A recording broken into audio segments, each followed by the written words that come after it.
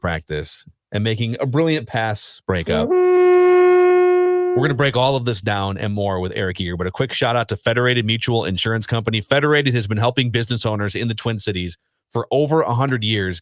This is a terrible year for most of us in 2020, but especially if you're a business owner, to not have that peace of mind and that frontline protection that Federated Insurance brings. So stop by their website, federatedinsurance.com, where you can find all kinds of trusted resources. Remember, at Federated, it's our business to protect yours. And gentlemen, Eric Eager, Pro Football Focus, it is Cam Dantzler's business to protect that football from getting in the hands of Adam Thielen. If you had to make a decision right now, are you buying into the one day of Cam Dantzler hype that he has helped solve the cornerback problem? Gun to the head, you have to make your family's on the line. What's your decision? Well, people forget that when my colleague George Shahuri and I put out our mock draft, we had Dantzler going to the Vikings at 25. Now he slid all the way to the third round, but I thought he was a good example of one of those prospects where the combine made little sense and he dropped, probably too much, as a result. So, yeah, I think he's going to be a good prospect. The issue is, and Judd and I talked about this yesterday, like the base rate for the Vikings is higher than people believe. I mean, Trey Waynes was a disappointment relative to being the 11th overall pick and being picked 7 picks ahead of Marcus Peters, but he was an average cornerback in the NFL, and it's a remarkable feat to be a rookie and then become an average cornerback in the NFL. We've seen it from Mike Hughes, drafted kind of in the same spot, as Gladney. When 2 years, you have injuries, you have ineffective play, you have teams picking on you, things like that. Like I'm buying into him long term, and I'm buying into the Vikings long term with these 15 draft picks. Insofar as 2020, I'm not. Okay, so I went through the roster, Eric, last night, and the Vikings have 10 corners on the 80-man roster right now. The most experience that they have among those 10 are Holton Hill and Mike Hughes, who are third-year guys. They did not have OTAs. They did not have camps during the summer. They are not going to have exhibition games. They are going to have limited padded practices. If the Vikings were to call you and consult with you and ask you for analysis, statistical help in how do we decide who should start on opening day with a group that is incredibly young, what's your starting point and what you tell them? Yeah, I mean, that's it, and really it's stuff that's not really their fault, but like a couple lines of research that I've done in my group that have pointed towards the fact that this is an uphill battle for them are, the first one is when you look at the grades of a secondary, and the Vikings have 2 very good safeties, but how a secondary performs against the pass is generally speaking a function of the 4th or 5th best player in the secondary. So that they're going to have to. So for me, it's not just Hughes, it's not just Hill, it's not just one of the rookies, doing well, or Chris Boyd. It's like you need 3 or 4 of them to do well in order to perform, admirably. And then the other one, which is we saw this with Minnesota in 2013 with Josh Robinson replacing Antoine Winfield, is you need experience in the slot to be good in the slot. And that to me is the one thing where I look at the Vikings and they don't have, Hughes played early on in the slot in 2018, but he doesn't have a ton of experience there. So for me, I would say that for them, my biggest piece of advice is you got to find somebody to play that nickel position. And you have to, basically, give them, all the reps there. And I know it's not technically a starter position, and I know some people think it's a step backwards, but you're in this league. You look at their schedule of opposing quarterbacks, they're going to be in nickel a lot, and that nickel is going to matter way more than it did a season ago when they were playing a lot of backup quarterbacks and bad offenses. And so, like, my biggest piece of advice is to find a guy to play in the inside, and have that player, sort of focus there, because if they don't, it's going to be a very weak defensive secondary for them. Eric, I love that you brought up sort of the depth angle of this and brought up 2013 Josh Robinson, because we focus so much on having that top shutdown guy, right? What's your Revis Island? What's your roads closed? And that is very important. It's very much a safety blanket to have Xavier Rhodes in his prime from 5 years ago, and you can just not worry about that part of the field. But when you're facing quarterbacks like Aaron Rodgers from 2013 and look around the league, there's like 20 dudes who can put a ball wherever they want to right now. They're going to find the Josh Robinson if he's out there. They're going to find your third and fourth option in nickel and dime and on 3rd and 8. And it doesn't matter if Xavier Rhodes is over here. If you've got some slappy with his head turned around the wrong way, you're going to get beat. Yeah, and that's what we found. I mean, when you look at there are strong link systems in the league and there are weak link systems in the league, and it almost always depends upon whether you're being attacked or not. And I think Vikings fans know this. When you look at one other weak link system is the offensive line. It doesn't matter if you have Tyron Smith or Brian O'Neill in their case, who I think has been brilliant his first 2 years. The other team can line up their best pass rusher against your worst offensive lineman, and there's not a whole lot you can do about it. You can't switch guys around. On defense, like you said, if you have a shutdown corner, there are some schematic things you can do to funnel things towards him, but when push comes to shove, you can just put your best receiver and line him up against the weakest player on the other team. And with rare exceptions, like the other team has to sort of deal with that. So, when I look at this team has depth issues in 2 really important positions, and that's, cornerback and wide receiver. And even though I think that they're going to struggle at wide receiver, there's things they can do offensively to basically throw the ball all the time to Adam Thielen that I think are not going to be afforded to them. They can't just tell Aaron Rodgers not to throw the ball to Devontae Adams, against Mike Hughes or against, Holton Hill. I think is actually okay. But like if one of these rookies really struggles, it's going to be a really tough time for them defensively. Is there in your mind, a veteran corner that they should explore? Because that's the one thing I don't get is Zim has talked about continually, I don't have patience. I know that I lack it. And it's almost like his hubris though says, well, I'm so good at coaching corners that I can coach these kids up. And it's not that these kids aren't good, but back to your point, there's areas of experience that are just going to be not there on opening day. Is there a corner that they would be wise to go out and at least make a pitch for who could step in and help Holton Hill, Mike Hughes, because Granlund, the entire list of 10 guys is basically youth. I mean, Dantzler and Gladney, these guys can't be expected to play day one and be successful. And to me, with Zim admitting he has no patience, you're setting yourself up for failure on both sides from the coaching standpoint and the kid standpoint. Yeah, again, I think that's where, that's where Terrence Newman did so much good for this team because, Zimmer trusted him. And there were times in, from 15 on where there was a young player that I thought had promise that wasn't coming along fast enough. And Zimmer just said, look, I'm pulling the plug. I'm putting Newman in here. It was left cornerback in 2015 when Trey Waynes wasn't good enough to start. And then in 2017, they went and they kind of shared the nickel role between Mackenzie Alexander and Terrence Newman. And he was, eventually Alexander became a pretty good nickel. And so there's not that player on the roster right now for the Vikings. I think of, you look, Logan Ryan's a player that hasn't been signed. He has a ton of nickel experience. He's not he's not great. But Terrence Newman wasn't great before he, went on the Vikings. He was solid, and obviously Zimmer could use him. Now the issue with Newman, versus, Logan Ryan versus Newman is Ryan's predominantly a nickel guy. And, we've just seen Zimmer, in 2013, the Seahawks cut Winfield and they didn't even go after him. I think Zimmer sometimes has these sort of, pride issues where he makes a decision, he goes with it.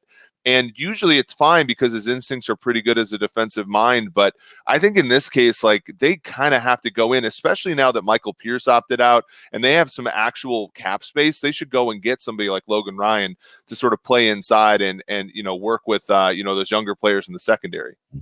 So, Eric, we've got these questions about the secondary, the cornerback spot. We've got, and I want to ask about interior defensive line here too, but I want to bring up a statistic that I ran by Judd on the show last week, because it's sort of, you've got this 20-year bin of evidence I'm about to give you, and then you've got these question marks on defense, and it's going to be a huge challenge to get to where Mike Zimmer wants to be. Mike Zimmer has been a head coach or defensive coordinator for 20 years, going back to 2000 with the Dallas Cowboys. was his first year as the defensive coordinator there. If you take away his one weird year in Atlanta where Bobby Petrino left and just quit in the middle of the season, and that whole team was a disaster, Mike Zimmer defenses have never finished worse than 19th in yards allowed defensively. If you just want to go, it's not very analytical, but if you want to just go yards allowed, 19th is the worst ranking that a Mike Zimmer defense has had total yardage. There's a lot of top 10s, and there's a couple 12, 13, 14s in there. What do you think the ultimate upside is? Whatever metric you want to use, I know you guys have different forms of measuring and grading at Pro Football Focus.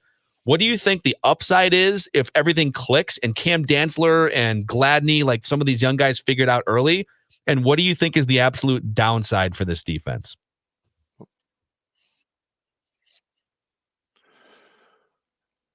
I think Zimmer's never going to be the defensive coordinator or the head coach of a team that has a bad, like a 30th, ranked defense. So, I would say that the floor is probably, 24, 25. They play enough. There's enough variance this year where they play Trubisky, Foles twice. Stafford's no lock to play all 16 games. Rodgers is actually a lot worse than I think Vikings fans believe he is. They do play a tough schedule all the rest of, the rest of the games that they have, but they've always done a really good job of shutting down bad teams. They're like the anti-Mike Tice in that way. But if everything works for them at the cornerback position, I think that they could, be a top 10 defense. The issue is we've always seen with the Vikings under Zimmer, we've seen this thing work in concert. The defensive backs force the quarterback to hang on to the ball an extra tenth of a second, and there are players that can get home, in the front seven.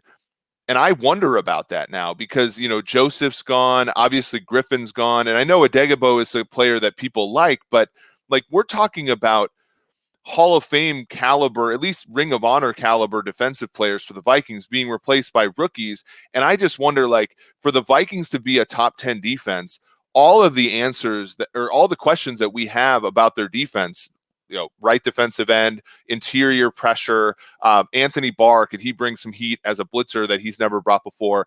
And then all three young corners, all those have to be an answer of yes. And I just really have a hard time of seeing all of those being yes at once. And so if some of them are no's, I think Zimmer can keep them from being a terrible defense. But, in a season where I think the only thing that they have going for them is a bad division, like they're going to probably need a defense that's in the top half at least. And I just don't see that happening if any of the answer to these questions is no. I went to the first full padded practice on Monday, Eric, and I saw something that I'm going to tell you about. And it's going to be under the category of way too early to panic, but it's a play I'm going to explain to you. And I'm going to tell you why I think it's a huge indication of a potential problem for the 2020 Vikings. Okay. Offensively, it's a nice play. So if you like offense, it's great.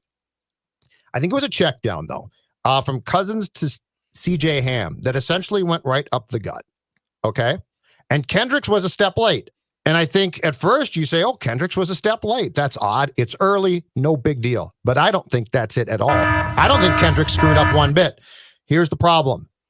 In the middle of that defensive line were Jalil Johnson and Shamar Stephen, okay, who are really going to be there. Like this is not a second team training camp practice. This is the real thing. Till Snacks Harrison shows up. Exactly right. But the point is, that's the type of play. So Kendricks is a good player. We all agree. He's a Pro Bowl coming off a great year. But part of the reason why he was so good was because Joseph in particular for a long time was damn good too. And that freed Kendricks up to be able to make plays, to have times. And that interior of the Vikings defensive line had some push. These guys have no push. I think that play is an indicator of something that opposing teams are going to exploit again, and again, if indeed Shamar Stephen is your nose tackle and a guy like Jalil Johnson is your three tech. Your thoughts on that? Yeah, it's not going to be great for that. I mean, I look at, and I'm one of those people that will tell you every year, you look at the bottom 10 teams in the league in terms of yards per carry allowed, and half of those teams make the playoffs because the smart teams will let you run the ball on them a little bit because you'd rather give up 5 yards on the ground than 7.5 in the air on average. but Zimmer's defense is predicated. If you look at some of them, they're a statistical outlier in terms of forcing long yardage plays and then being very good on them and third down. And I don't think that's going to be the case. I mean, Shamar Stephen, and God bless him, but everybody on the Vikings talks well about him. He is one of the least productive players across positions in the entire NFL. And I can't see. I mean, he had like 4 pressures last year. And, rushing the passer. And then, so you're making him a one-dimensional nose tackle, which again, like, you got to find players to replace him. And I maybe Dom Capers being in there is going to make them do more odd man fronts where you just solve the problem by playing fewer defensive linemen, something like that. But when I look at, this defense, it's predicated on like being strong against the run on early downs. And a lot of that has to do with having a nose tackle that can eat blockers. And, Linval had regressed a little bit, but he could still do that.